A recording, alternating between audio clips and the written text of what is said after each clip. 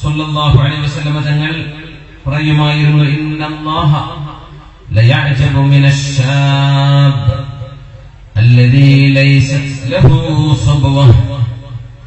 ഇന്നല്ലാഹ ലയഅജബു മിനശ്ശാബ് അല്ലദീ ലൈസ ലഹു സുബ്വ.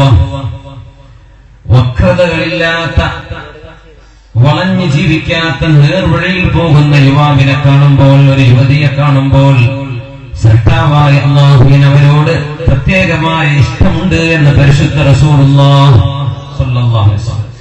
ഇന്നല്ലാഹ ലയഅജബു മിനശ്ശാബി അല്ലദീ ലൈസത് ലഹു സുബ്വ. യൗവനം അല്ലാഹുവിന്റെ പൊരുത്തത്തിൽ അങ്ങ് കഴിഞ്ഞു കിട്ടണം. ഇസ്ലാമിൽ യൗവനം എന്നത് ദീർഘമായൊരു കാലമാണ്. 15 വയസ്സ് മുതൽ 40 വയസ്സ് വരെ യൗവനമാണെന്ന്. 40 കഴിയുമ്പോഴാണ് കഹൽ, മധ്യവയസ്സ്, മിഡിൽ ഏജിലേക്ക് കിടക്കുന്നത്. അതുവരെ യൂത്താണ്, അതുവരെ യുവാക്കളാണ്. മാറ്റങ്ങൾ ഉണ്ടാകുന്നത് അവിടെ നിന്നാണ്. മാറ്റങ്ങൾ ആരംഭിക്കേണ്ടത് നമ്മുടെ യുവതലമുറയിൽ നിന്നാണ്.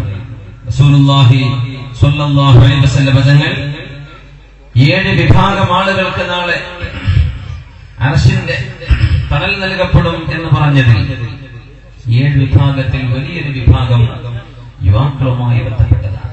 സബഅത്തുൻ യുദില്ലുഹുമുല്ലാഹു ഫീ ദില്ലിഹി യൗമ ലാ ദില്ല ഇല്ലാ ദില്ലുഹു.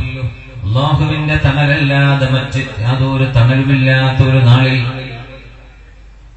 അല്ലാഹുവിന്റെ മുമ്പിൽ വിചാരണയ്ക്ക് വിസ്തരിക്കപ്പെടുന്ന ദിവസം 7 വിഭാഗം ആളുകൾക്ക് അല്ലാഹു അവന്റെ അർശിന്റെ തണൽ നൽകി അവർക്ക് തണൽ വിരിക്കുമെന്ന് പരിശുദ്ധ റസൂലുള്ളാഹി സ്വല്ലല്ലാഹു അലൈഹി വസല്ലം. അതിൽ ഒരു വിഭാഗം യുവാക്കളാണ്. ശാബുൻ നശഅ ഫീ ഇബാദത്തില്ലാഹ്.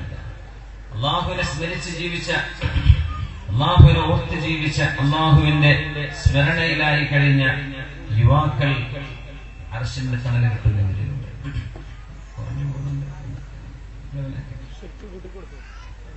റസൂലുള്ളാഹി സ്വല്ലല്ലാഹു അലൈഹി വസല്ലം തങ്ങൾ ഏറ്റവും കൂടുതൽ ശ്രദ്ധിച്ചതും ഈ ചെറുപ്പക്കാരെയാണ്.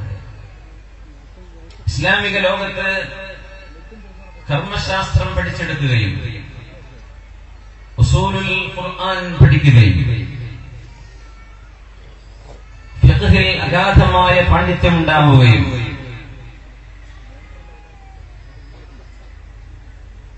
വഹീനെ സംബന്ധിച്ച് സ്വഹാബികളിൽ മറ്റാർക്കുമില്ലാത്ത വിധം അറിവ് ലഭിക്കുകയും, എന്നാൽ അല്ലാഹുവിന്റെ റസൂൽ വഫാത്താകുമ്പോ കേവലം 10 വയസ്സ് മാത്രമുണ്ടായിരുന്ന ഒരു സ്വഹാബിയെ നിങ്ങൾക്കറിയും എന്ന് വിചാരിക്കട്ടെ. തർജുമാനുൽ ഖുർആൻ എന്നാണ് അവർ അറിയപ്പെടുക. വിശുദ്ധ ഖുർആൻ വ്യാഖ്യാനിക്കാനുള്ള കഴിവുണ്ടായ ഒരു പണ്ഡിതൻ. തർജുമാനുൽ ഖുർആൻ, വിശുദ്ധ ഖുർആനിന്റെ വ്യാഖ്യാനങ്ങൾ അറിയുകയും അത് സ്വഹാബത്തിന് പഠിപ്പിച്ചു കൊടുക്കുകയും ചെയ്ത ഒരു ചെറുപ്പക്കാരൻ. അത് തങ്ങളായിരുന്നു. സയ്യിദ് കുടുംബമാണ്, അല്ലാഹുവിന്റെ റസൂലിന്റെ കുടുംബമാണ്. നബി തങ്ങൾ വഫാത്താകുമ്പോ 10-11 വയസ്സാണ് പ്രായം. തങ്ങൾ വഫാത്താകുമ്പോ ആരായിരുന്നു ആ സ്വഹാബി എന്ന് ചോദിച്ചാൽ സദസ്സിൽ ഉത്തരം പറയാൻ അറിയുന്ന ആളുകളൊന്ന് കൈപൊക്കിയാൽ തരക്കേടില്ല. 11 വയസ്സ് പ്രായം. ഫഖ്ഹിലും തഫ്സീറിലും ഹദീസിലും അവഗാഹമുണ്ടായിരുന്ന ഒരു കൊച്ചു പണ്ഡിതൻ, സ്വഹാബിയാണ്. ആരാണ് സ്വഹാബി? ആരായിരുന്നു? അബ്ബാസ് റളിയല്ലാഹു അൻഹു, അല്ല, ഇബ്നു അബ്ബാസ് എന്നവരാണ്. അബ്ബാസ് റളിയല്ലാഹു അൻഹുവിന്റെ മകനാണ് അബ്ദുല്ലാഹി ഇബ്നു അബ്ബാസ് റളിയല്ലാഹു അൻഹു. മാഷാ അല്ലാഹ്, അഹ്സൻത്. അബ്ദുല്ലാഹി ഇബ്നു അബ്ബാസ് റളിയല്ലാഹു അൻഹു മുത്തനബി തങ്ങളുടെ സ്വഹാബിയാണ്. പക്ഷേ വളരെ ചെറുപ്പമായിരുന്നു. അതിന്റെ പ്രത്യേകത സ്വഹാബത്തിന് ചെറുപ്പത്തിലെ അവർ ട്രെയിനിങ് കൊടുക്കുന്നു.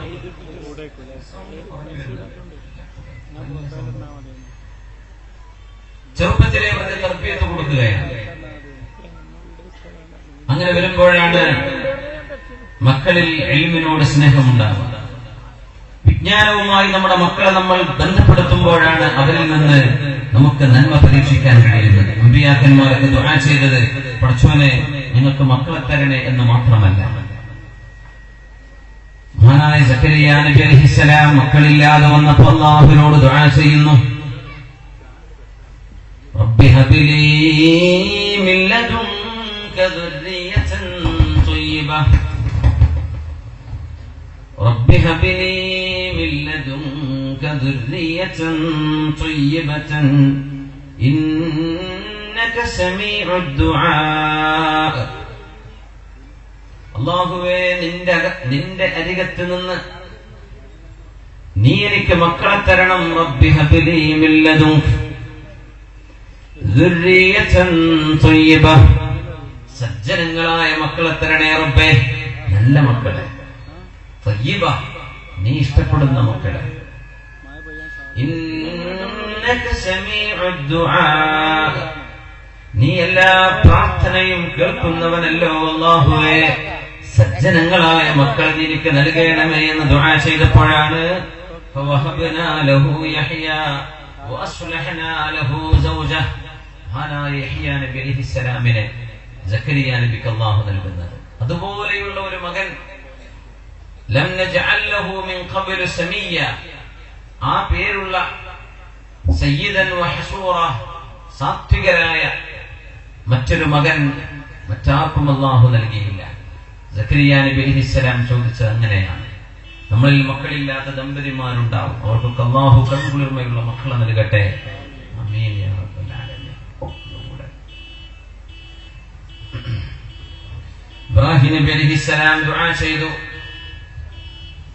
വജുനുബ്നി വബനിയ അൻ നഅ്ബുദൽ അസ്നാം വജുനുബ്നി വബനിയ അൻ നഅ്ബുദൽ അസ്നാം.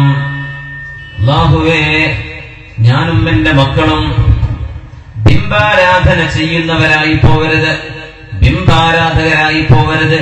അതുകൊണ്ട് എന്റെ മക്കളിൽ ഏകത്വം വിശ്വസിക്കുന്ന, തൗഹീദ് വിശ്വസിക്കുന്ന ആളുകളെ നീ എനിക്ക് മക്കളായി നൽകണമേ. സയ്യിദന ഇബ്രാഹിം നബി അലൈഹിസ്സലാം വെറും മക്കളെ തരണേ എന്ന് ചോദിച്ചുകൂടാണ്, നല്ല മക്കളെ തരണേ. മക്കളായാലും പെൺമക്കളായാലും കുഴപ്പമില്ല. اجعل لي مقيم الصلاة ومن ذريتي.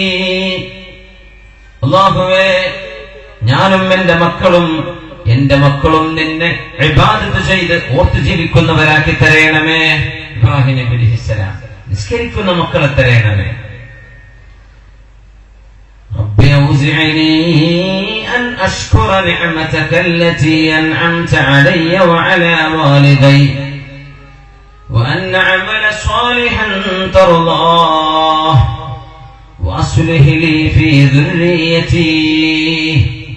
സാത്വികനായ സ്വാലിഹിന്റെ ദുആ അല്ലാഹു സൂറത്തുൽ അഹ്ഖാഫിൽ പറയുന്നു, അല്ലാഹുവേ, എനിക്കും എന്റെ മാതാപിതാക്കൾക്കും നീ ചെയ്തു തന്ന അനുഗ്രഹങ്ങൾക്ക് ശുക്ർ ചെയ്യാനുള്ള തൗഫീഖ് നൽകണമേ.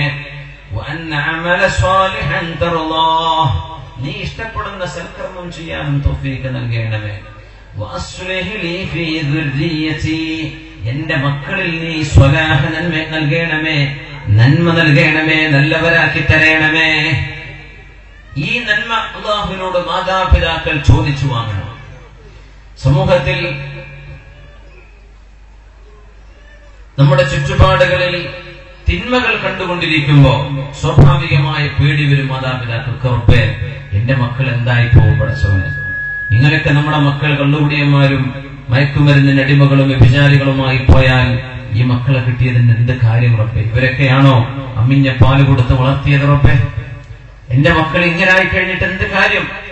സ്വാഭാവികമായ ഭയം മാതാപിതാക്കൾക്ക് കാണും. അല്ലാഹുവിനോട് ദുആ ചെയ്യാൻ, ദുആ വലിയൊരളവോളം അല്ലാഹു സ്വീകരിക്കുകയും തൗഫീഖ് ചെയ്യുകയും ചെയ്യാനുള്ള കാരണമാണ്. ഇബ്രാഹിം നബി അലൈഹിസ്സലാം ദുആ ചെയ്ത പോലെ, സക്കരിയ നബി അലൈഹിസ്സലാമിന്റെ ദുആ പോലെ, സ്വാലിഹായ അബ്ദുസ് സ്വാലിഹ് റബ്ബിനോട് ദുആ ചെയ്ത പോലെ, വഅസ്ലിഹ് ലി ഫീ ദുർരിയതി, നമ്മുടെ തലമുറകളിലും നന്മ സ്നേഹിക്കുകയും നന്മ ഇഷ്ടപ്പെടുകയും ചെയ്യുന്ന നല്ല മക്കളെ, നല്ല യുവാക്കളെ, നല്ല യുവതികളെ ഈ സമൂഹത്തിന് അല്ലാഹു നൽകട്ടെ. ആമീൻ എന്ന് നമ്മൾ പ്രാർത്ഥിച്ചു തുടങ്ങുകയാണ്.